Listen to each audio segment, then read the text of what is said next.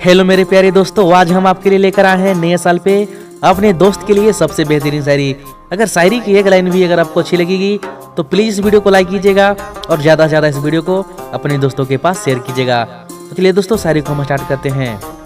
दोस्तों में बसती है जान मेरी, मुझे इन्हीं के संग रहना है। दोस्तों में बसती है जान मेरी, मुझे इन्हीं के संग रहना है।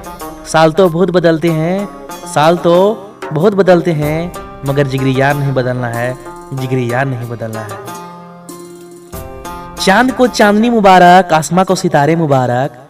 चांद को चांदनी मुबारक, आसमां को सितारे मुबारक। और मेरे दोस्त हमारी तरफ से नया साल मुबारक, नया साल मुबारक। Happy new year 2021। दोस्तों, अगर वीडियो अच्छी लगी हो तो प्लीज वीडियो को लाइक कीजिएगा और ज्यादा से ज्यादा इस वीडियो को अपने दोस्तों के पास शेयर कीजिएगा। धन्यवाद।